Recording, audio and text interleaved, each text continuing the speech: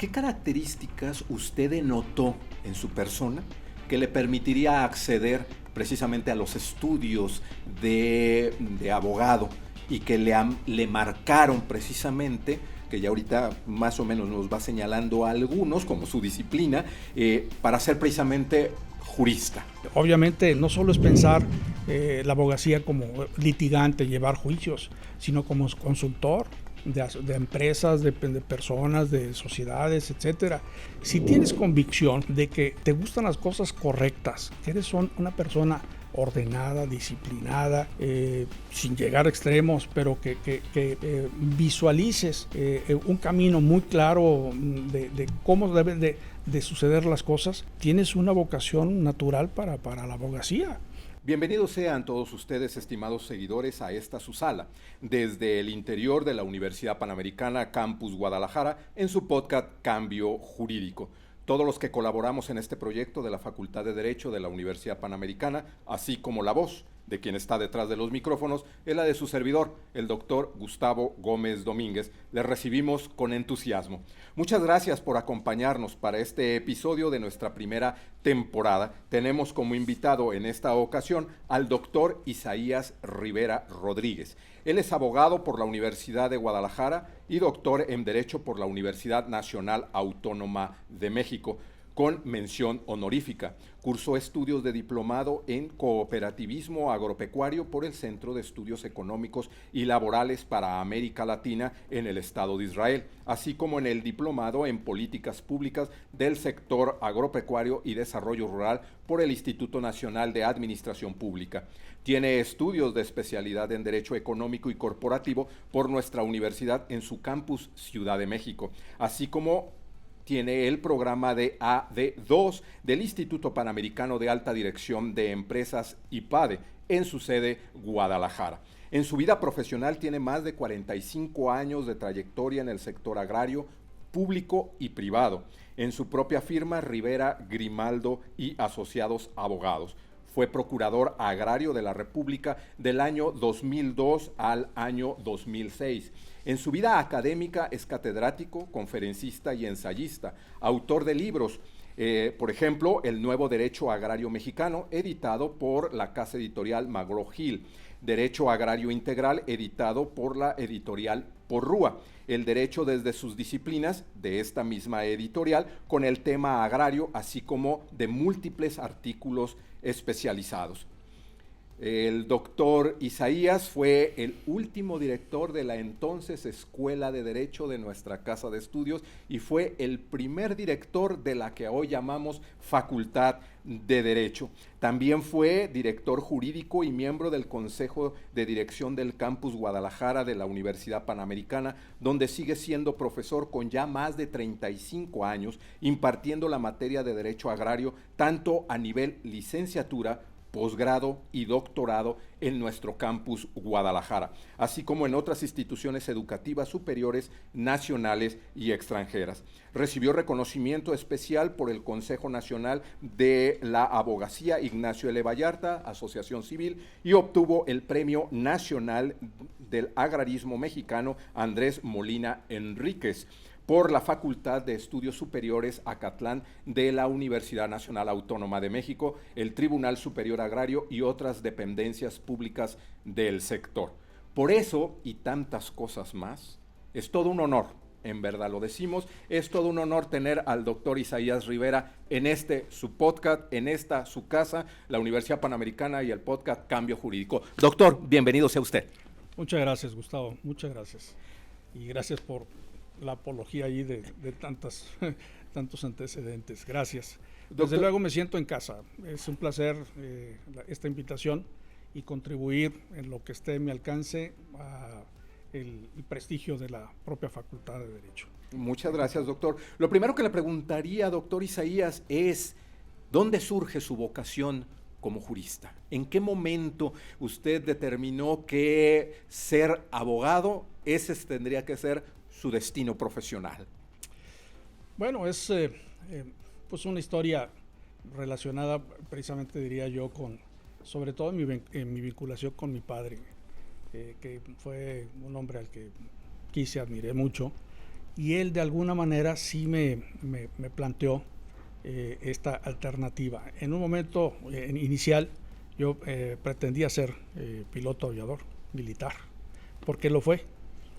Por eso, de alguna forma, diría yo, mi estructura en cuanto a disciplina y demás estaba encauzada, pero él mismo fue el que de alguna manera me orientó sobre el tema, que no dejara de explorar el tema de la abogacía, cosa que hice y desde luego me llamó mucho la atención, pero lo decidí ya en etapas avanzadas, es decir, yo en su momento también no tenía la convicción total, pero en algún momento la definición se dio, vaya, considerando precisamente el camino, la trayectoria, la estructura del mundo de las leyes, de la legalidad, del camino del derecho, del respeto a las normas, la regla, lo que yo además he utilizado mucho en mi vida, el orden y disciplina. Entonces es una especie de combinación de la visión militar en su combinación con el derecho. Si me permite usted, doctor Isaías, permítame llevarlo a recordar sus años de adolescencia. ¿Qué características usted denotó en su persona que le permitiría acceder precisamente a los estudios de abogado y que le marcaron precisamente, que ya ahorita más o menos nos va señalando a algunos, como su disciplina, para ser precisamente jurista? Bueno, hay, digamos, son caminos en los que se va uno marcando con ciertas definiciones personales. Una de ellas, y esto lo tengo muy presente y lo he transmitido en gente cercana, el señalamiento de que para que tener éxito en la vida y cumplir los objetivos hay que hacer más de lo que le corresponde. Y esto fue a partir de una enseñanza de un trabajo de vacaciones que tenía yo de empacar biberones, y en el que habíamos una serie de chamacos ahí que hacíamos trabajo de vacaciones, entrecomillado, en el que nos asignaban un número determinado de cajas. Y yo las armaba, pero me daba cuenta que me sobraba tiempo, y armaba más, y luego más, y luego más. Y los otros jóvenes así se ponían a jugar y demás, y entonces eso me lo grabé mucho, precisamente para hacer camino en la vida, para decir, el que hace más de lo que le corresponde siempre va a ser notable, siempre va a ser una persona identificable. Y esto, a su vez, conectado con esta convicción de hacer lo correcto, de cumplir lo establecido, de respetar, de alguna forma, fue lo que fue orientando todo este camino, ¿no? Por eso el acuñamiento de expresión de orden y disciplina, ¿no?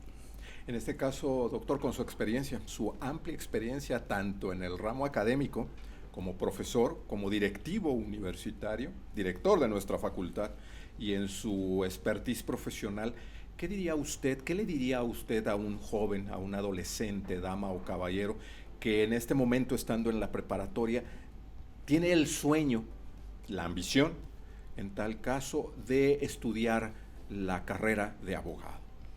Bueno, yo el primer término lo que señalaría es que precisamente nuestra profesión, la abogacía, la licenciatura en Derecho, es de una versatilidad impresionante.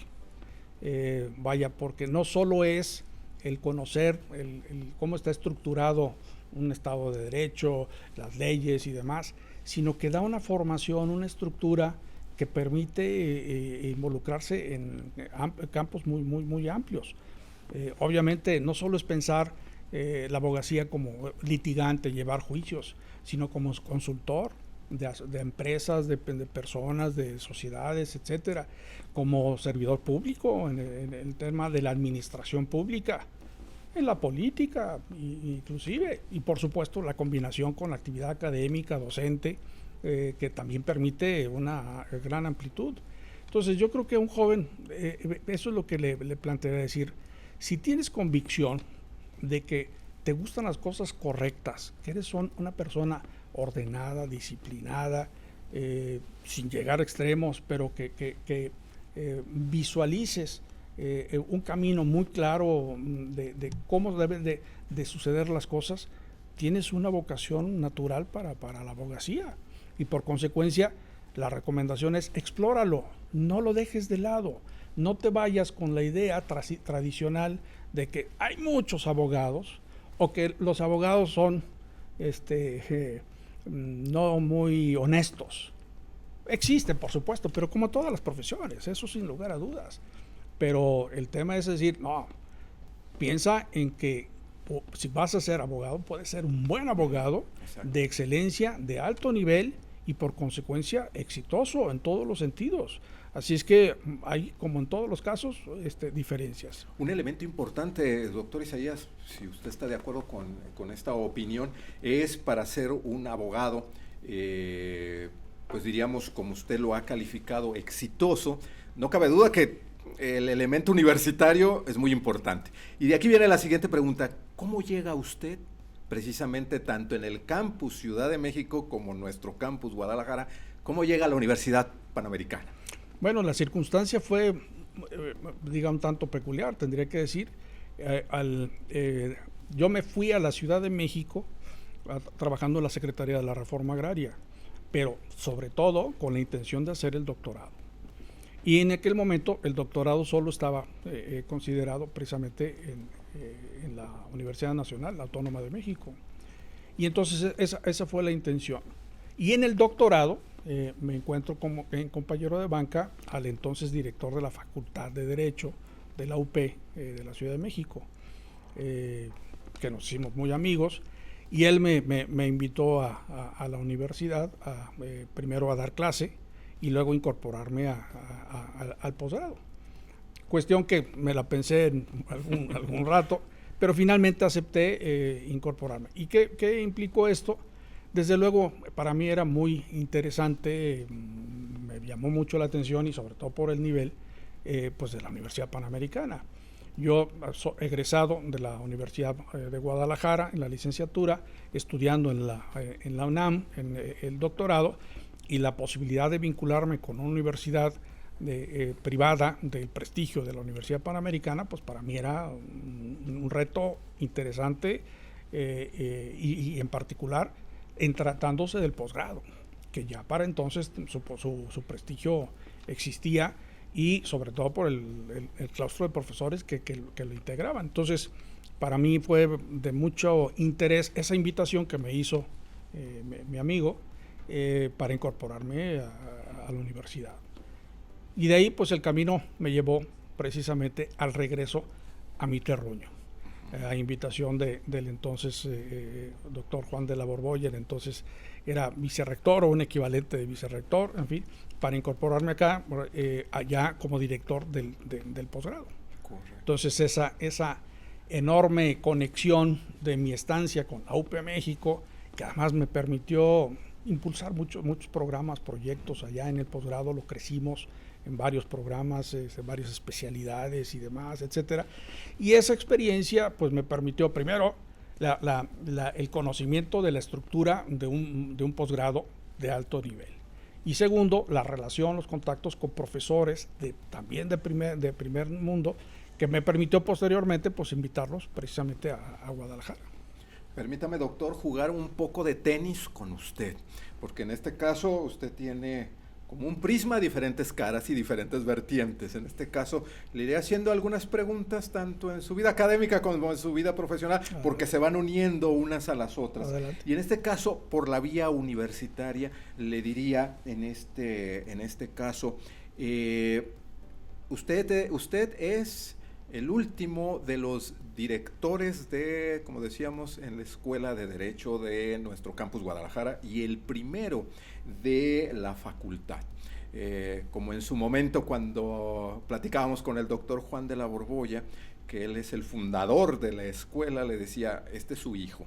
Entonces él nos refería que no era así, tal cual, ¿no? Que había varias personalidades que ayudaron precisamente a la fundación. En este caso, yo le diría también, usted es en buena medida el padre de esta nueva etapa de lo que hoy llamamos Facultad de Derecho, y que recordando precisamente ahorita que íbamos a iniciar el programa, cuando decimos que esta es desde su sala, podríamos decir que efectivamente esta es desde su sala, porque esto es también un logro en su administración.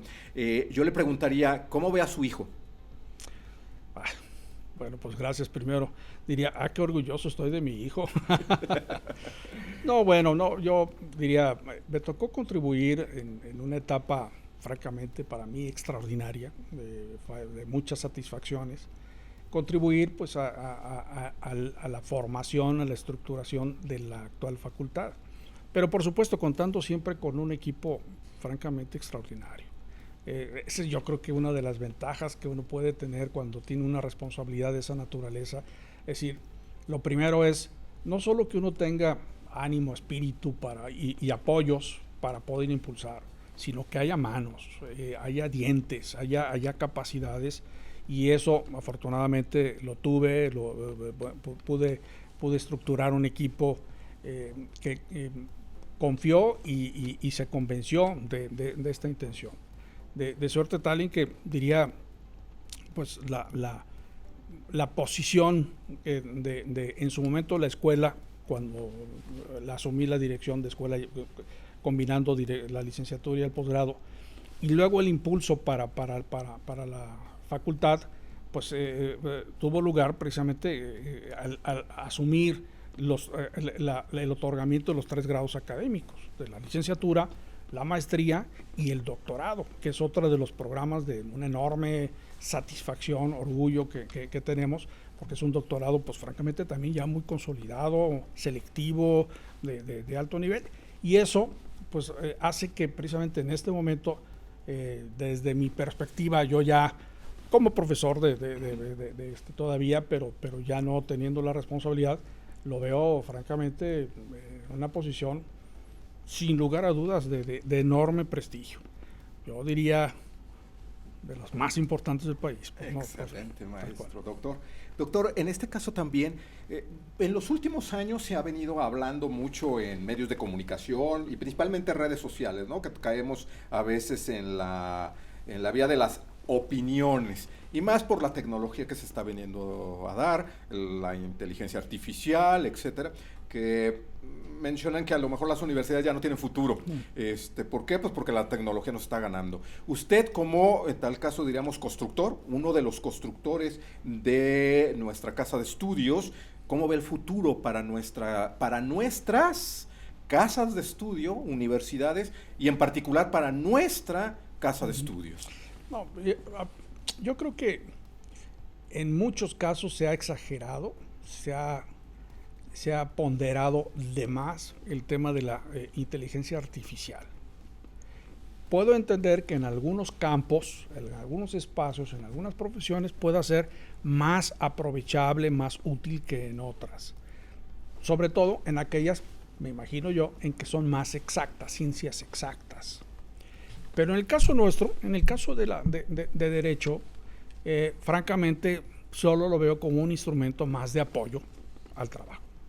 Es un tanto como hablar de Internet.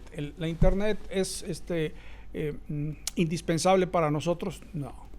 Para los abogados, no. Es un instrumento, un mecanismo que nos ayuda a desarrollar, pero no nos sustituye. La inteligencia artificial no nos sustituye. Lo pongo en evidencia en todos los días en el ejercicio profesional. Uno puede plantear, quiero un contrato de arrendamiento, y ahí aparece. Sí,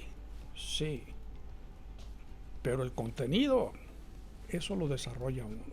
Y en el mundo, por ejemplo, del litigio, es decir, oye, una contestación de demanda, sí, pero la reflexión, el razonamiento lógico de un caso y la aplicación de una ley, la desarrolla uno. Entonces yo a quien lo plantea de esa manera, decir, no, bueno, es que ya nos van a sustituir, no, yo no lo veo ni remotamente posible. Útil, sí, un mecanismo, útil, sí, pero no nos sustituye, no hay forma. Por consecuencia, yo diría que para quienes se pudieran plantear que la universidad va a resultar ya innecesaria y demás, tendría que decir, no en absoluto. La práctica para el abogado es fundamental, pero sin una base, una estructura sustantiva, no hay forma de que la práctica pueda funcionar adecuadamente. Doctor Isaías, ahorita que señala y rescato la idea, una base estructurada, universidad. Usted es profesor con una amplia experiencia en los tres niveles académicos, y de primera mano soy testigo, a ver si usted está de acuerdo con el término, de su pasión por la docencia. Fui su alumno en posgrados.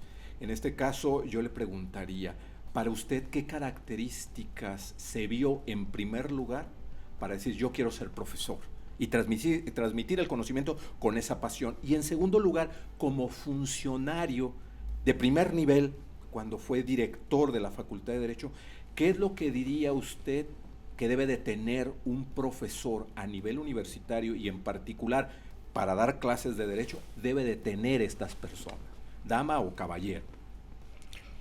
Bueno, primero, la pasión. Es que la pasión solo puede ser resultado directo del involucramiento personal, espiritual, conceptual del tema o de la especialidad en que uno se involucre, en el caso de la docencia. Pero la pasión debe de ser en todo. Es decir, yo diría, la pasión para el mundo de la abogacía tiene que ser un elemento indispensable, estructural, independientemente de la actividad o del área en que se dedique. Un abogado que no tiene pasión no está disfrutando, vinculándose con su actividad. Y para mí, el tema de la pasión tiene que ver con el placer que significa identificar un caso, concretar un proyecto, un contrato, cualquiera de estos tiene, porque eso es lo que le da a uno la satisfacción interna de lo que se hace. Y luego, si esto lo aplicamos allá al área específica en que cada quien se dedica, pues hombre, yo diría que es la combinación perfecta. En el caso personal, la pasión por el tema agrario, pues por supuesto, lo tengo de vena desde mis ancestros, pero quiero decir, ese gusto, esa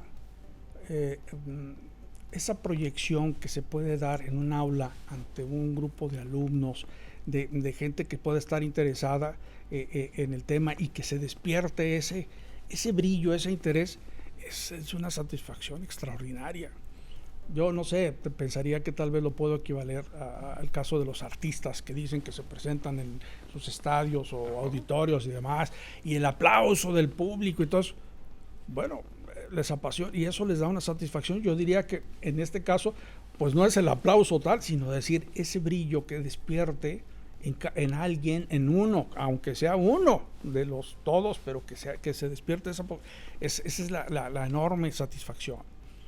Y sobre todo yo diría que además el poder compartir con futuros colegas o colegas ya en activo en el caso de posgrado, un tema, una materia, un área de conocimiento, de especialización que uno tiene, pues también es satisfactorio. Es decir, ser generoso, perdón que lo diga de esa manera, pero tener esa capacidad de decir, no me lo quedo, no es mío, lo he revivido y lo he tenido en toda mi vida, no se puede quedar solo en mí, tengo que transmitirlo, no puedo ser egoísta o avaro en el conocimiento.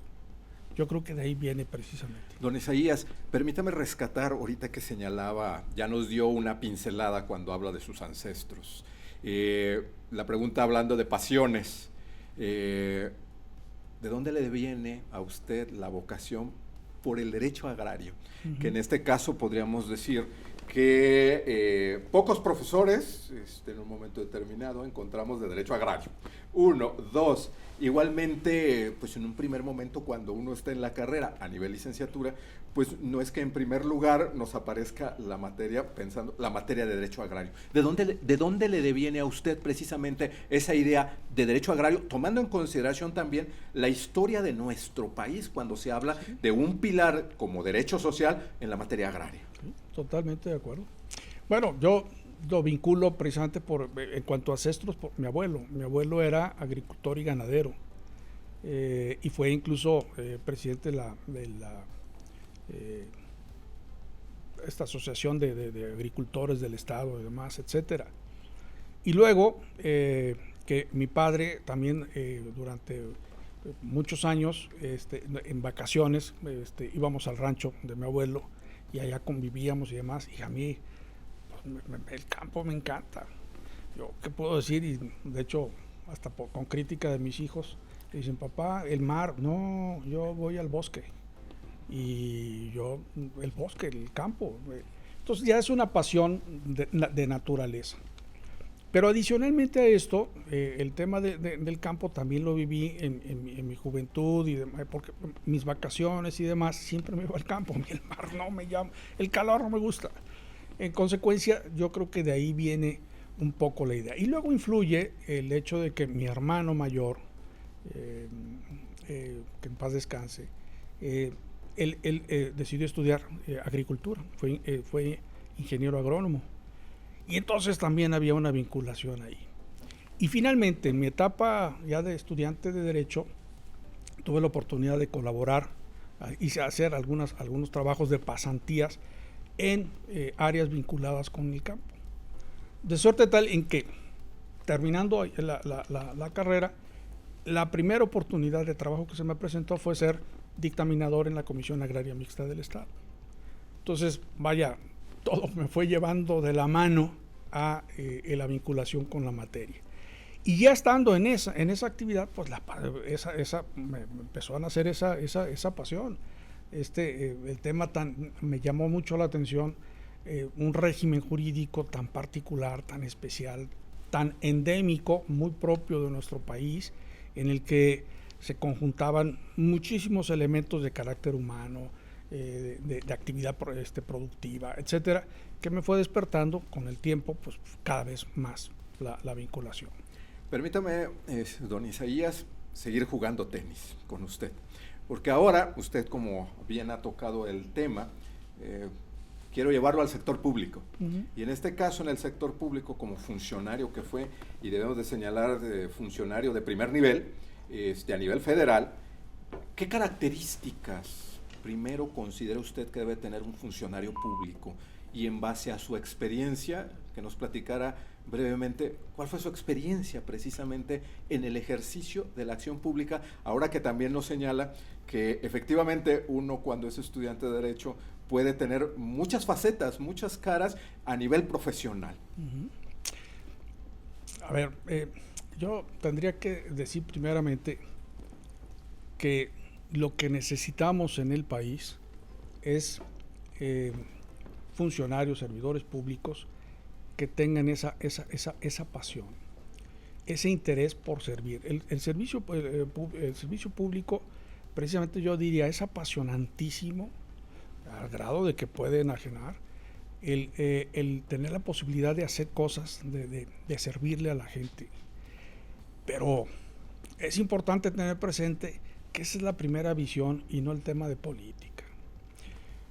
Para mí, la contaminación que se da en muchos casos es precisamente que ese ejercicio de autoridad del servicio público termina de alguna manera contaminado con el ejercicio político.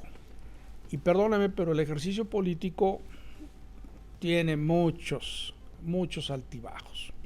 Es una masa muy pocamente definida, establecida, porque hay muchas vinculaciones. Entonces, si se tiene esa pasión por el servicio público y hacer las cosas en beneficio de la gente, ayudar, pues francamente ya la parte política pues viene a complementar.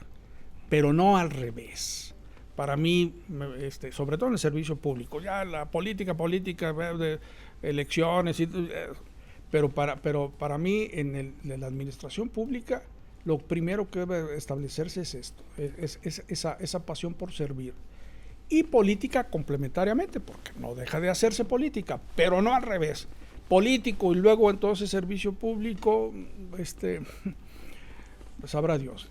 ¿Qué le diría a un joven para ello? Decir, precisamente que existe esa convicción.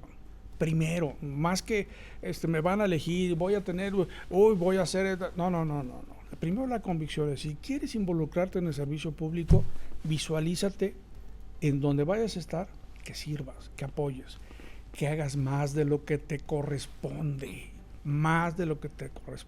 Orden y disciplina. Orden, planeación, programación, disciplina, dedicación, perseverancia. Con eso, precisamente, visualizado, podrás hacer política, pero eso es un tema adicional, complementario. De otra forma, si solamente es el hecho de ocupar un cargo porque es bonito ahí que te aplaudan y decir discursos y demás, pues francamente no será el mejor camino que le recomendaría. Doctor Isaías, permítame ahora llevarlo otra vez a la academia y al ejercicio profesional, que de una u otra manera vamos a terminar rebotando, como usted bien señala, en el servicio público. ¿Cómo ve usted el futuro del derecho agrario en un país como el nuestro, desde el punto de vista del abogado que ejerce en el área profesional dicha materia? Por supuesto, lo auguro durante siglos más. ¿Qué quiero plantear? Es que precisamente es uno de los temas que se cuestiona, decir, hombre, pero ¿por qué una cosa tan complicada y demás? A ver, del territorio nacional, el 51% de es ejido y comunidad. Y el 43% es propiedad privada. El tema agrario no solo es ejido y comunidad, es propiedad privada en el campo. Pero estamos hablando de alrededor del 95% de la superficie del territorio. Luego entonces, los ejidos y comunidades van a dejar de existir, no hay forma. Esto es un tema histórico en nuestro país. No hay manera de plantear que dejen de existir tales porque es negar el régimen preexistente a nuestro país, a nuestra nación. Entonces nadie se va a atrever, so pena de otra revolución, a decir, a partir de mañana ya no hay ejidos y comunidades. Entonces hay que entender, es lo que tenemos, es parte, no nos gusta o no, hay quien no le puede gustar, bueno, puede ser, pero así son las cosas. Y por consecuencia el régimen jurídico del campo es un régimen vigente que no va a dejar de existir. Un ejemplo de ellos es que con la reforma de 1992 en materia agraria era el 54% del territorio nacional ejido y comunidad. Solamente el 3% se ha privatizado y solo en ciertas zonas, ciertas regiones y demás. En estos 30 años, 33 años que han transcurrido. Entonces no hay forma, pues, de suerte tal en que para que empiece que el derecho agrario tiene una vida ya muy corta, les diría que no hay forma, en absoluto, para nada, al contrario, siempre habrá que fortalecer mucho más la estructura legal que aplica precisamente el campo para dar mayor certeza a todo el mundo, pero yo auguro muchos años todavía más. En este caso, don Isaías, hay ocasiones que luego uno escucha, bueno, es que en las universidades, en sus planes de estudio, ¿para qué poner derecho agrario? Y más en aquellas universidades que viven en zonas metropolitanas, ¿no? Que en tal caso, más aún por ahí, no recuerdo el dato exacto de la frase que a veces usted señala, el derecho agrario son más que milpas y vacas, y ¿no? milpas, sí. En este sentido es una pérdida de tiempo, es una oportunidad. Me queda claro, y por eso ahí va la pregunta que usted nos va a responder, que es una oportunidad, claro está. Yo la vería también de esa manera. Pero ¿dónde radica precisamente la oportunidad? Porque el derecho agrario son más que precisamente vacas y milpas. Así es, tal cual. Bueno, pero esta omisión de universidades públicas y privadas de impartir la materia, pues me parece un desatino por completo, como he señalado en muchas ocasiones. No puedo imaginar que una facultad de Derecho prepare futuros abogados sin conocer el régimen jurídico que aplica al menos al 51% del territorio nacional, ejidos y comunidades, pero también a la propiedad privada rural, porque también es aplicable. ¿Por qué? Porque precisamente se ubican sobre concreto y no ven mucho más allá. Yo en la Ciudad de México he llegado a señalar, a decir, ¿tú crees que lo agrario no existe en esta ciudad, en esta inmensa ciudad? ¿Sabes dónde está lo que es Santa Fe? Obvio, el Houston mexicano. Todo eso eran comunidades y ejidos. Santa Fe, tal cual. O aquí en Guadalajara, que señalo decir, hombre, párense en un edificio alto y volteen hacia la salida a Puerto Vallarta, y eso era una comunidad. Y más allá, un ejido. O acá, el Bajío que le llaman, donde está un estadio. Ejido. Es decir, no hay forma de que no se entienda la importancia de que al menos conozcan esta estructura jurídica, porque de una o de otra manera el egresado siempre se va a encontrar con un tema agrario. ¿Por qué? Porque las ciudades, los desarrollos industriales, turísticos, habitacionales tienen necesidad de tierras y la extensión, el crecimiento de las zonas urbanas es sobre tierras rurales. ¿Cuáles? Ejidos, comunidades y pequeña propiedad. Entonces, diría, sí es un espacio de oportunidad, sin lugar a dudas. Lo que pasa es que el tema agrario, y lo menciono yo en ocasiones, es cuando a un abogado se le pregunta, oye, ¿cuál es tu especialidad? Soy fiscalista. Muy bien. No, penalista, famoso. Agrarista, y voltean a ver, y los guaraches. Uh-huh. Y es erróneo. Y luego a los alumnos se les transmite o se quedan con la idea de que se visualizan compravendiendo la isla de Manhattan a la orilla del río Sena. Y creen que agrario no. Y también en el río Sena se compravende tierras de carácter agrario. Entonces, me parece que es un desatino, primero por dejar en la ignorancia a los alumnos de este régimen jurídico, y segundo porque no les transmiten la importancia y la trascendencia de un régimen jurídico específico en nuestro país. Doctor, en este caso, detrás de todo esto, detrás de todo lo que nos está señalando en su materia, por supuesto, y yo creo que de todas las materias, hay un enorme conocimiento que hay que tener. Y en este caso le haría dos preguntas, volviendo a jugar tenis, y me regreso al ámbito académico, pero que tiene implicación profesional. Y con usted, aparte, le tendría que agregar, porque, insisto, tiene varias caras, es polifacético, en este caso como funcionario, y que de buena manera, diríamos, de su mano sale precisamente el esfuerzo de crear un tercer nivel para convertirnos en Facultad de Derecho. Me referiría al doctorado. ¿Por qué la necesidad de nosotros, los abogados, aspirar?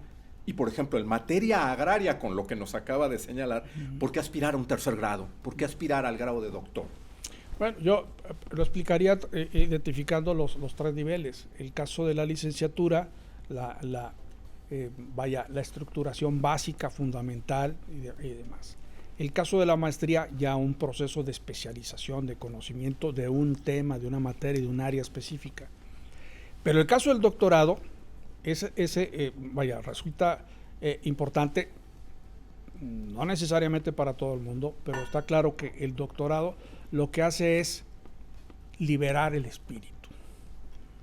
Es decir, no es un tema de alta especialización, no, cada quien ya cuando está en el doctorado tiene su especialidad, su actividad, pero la información, el conocimiento que se recibe aspira y permite que se exhale, es decir, echar a volar el mundo y la imaginación, desarrollar la visión que se tiene del mundo del derecho y en particular del específico, de la área que cada quien desarrolla, no dejando de ver, digamos, una visión integral de otras áreas, otros conceptos, otras visiones. Sí, por eso soltar el espíritu. Es decir, sí, concéntrate en tu especialidad, sí, pero asómate a lo que está allá, lo que está acá, el espacio que se desarrolla y demás.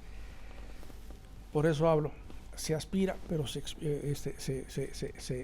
exhala precisamente en función de ese concepto. Y obviamente, me parece, pues enriquece a cualquier persona, en este caso un abogado, porque le da esa visión, esa amplitud, esa apertura mental tan importante en el ejercicio de su profesión en cualquiera de sus áreas.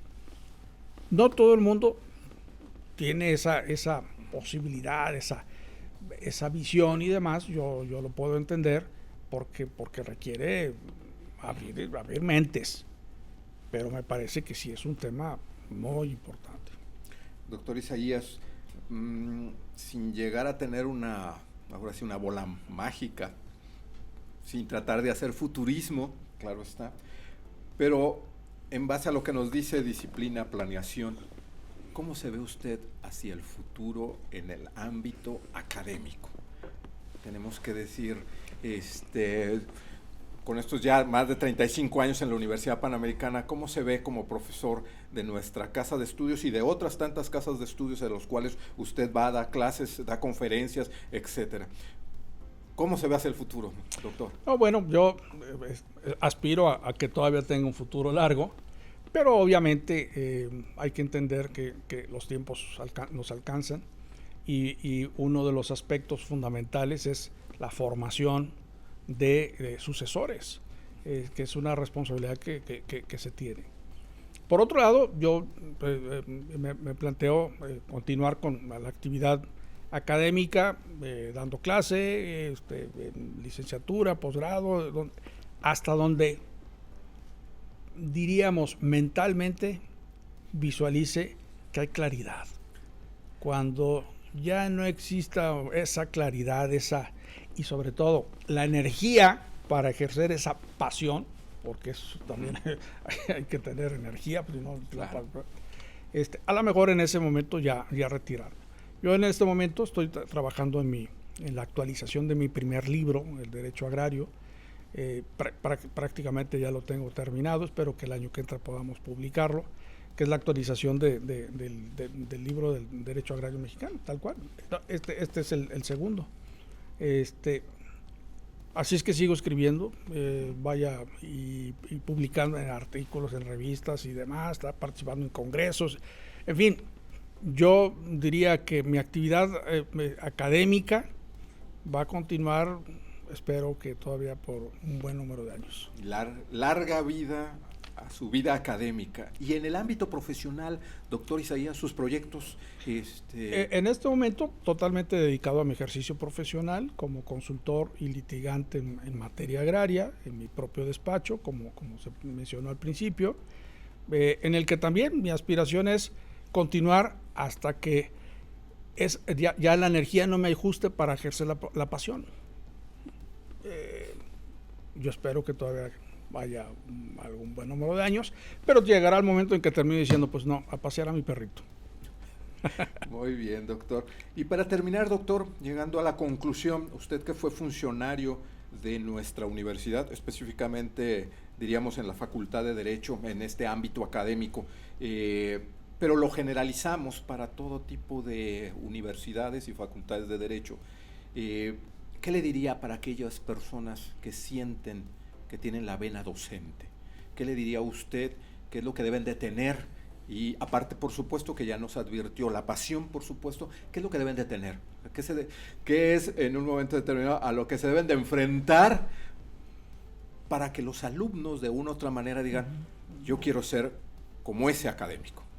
Bueno, ya lo mencionó el tema de la pasión, pero algo que me planteo todos los días es la importancia de ser objetivo, ser claro, ser directo, es decir, y sobre todo hablo de licenciatura, en el caso de ser lo más objetivo, lo más visual, para que los alumnos lo puedan captar mejor y por consecuencia entrar al ámbito en el que uno se desempeña. Es decir, no mucho rollo y sí conceptos claros, específicos. Y los temas que puedan ser complicados y demás, desmenuzarlos. Porque precisamente decir, la erudición no necesariamente se demuestra con las citas, autores, conceptos filosóficos. No, la erudición en la docencia, quiero decir, porque la erudición puede, doctorado, no, eso. En la docencia, en licenciatura, me parece que es precisamente decir, conocer los conceptos que uno plantea para poderlos desmenuzar, para que puedan plasmarse claramente en la mente de los escuchantes, de los estudiantes, ¿no? Y esa es una recomendación que yo haría de manera muy insistente. Muy bien. Doctor Isaías Rivera Rodríguez, profesor titular de nuestra facultad, agradecemos su presencia ante estos micrófonos para compartir con nuestros seguidores sus conocimientos, opiniones y experiencia. Fue todo un honor tenerlo en su podcast Cambio Jurídico. El honor es mío, estimado Gustavo. Muchísimas gracias. Mi agradecimiento a mi queridísima facultad por esta invitación a través suya y que pues sigan los éxitos y estamos como siempre presentes. Muchas gracias, doctor. Y a ustedes, estimados seguidores que están del otro lado de esta sala, les agradecemos que nos acompañaran en esta su casa. Si desean continuar con nosotros, los invitamos a hacerlo por medio de nuestras redes sociales y seguir cambiando el mundo y transformando el derecho una persona a la vez. Y esa persona puede ser tú. Todos los que colaboramos en este proyecto de la Facultad de Derecho de la Universidad Panamericana, y la voz de quien está detrás de los micrófonos es la de su servidor, el doctor Gustavo Gómez Domínguez. Les agradecemos la atención dispensada.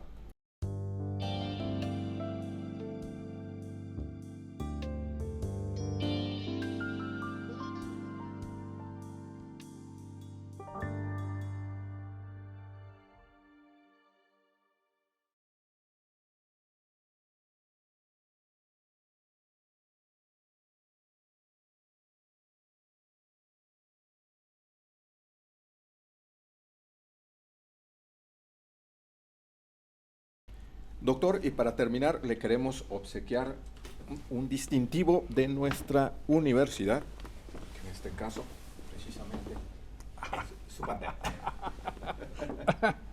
Vaya. Muchísimas gracias, doctor, Hombre, por haber estado con nosotros. Muchas gracias.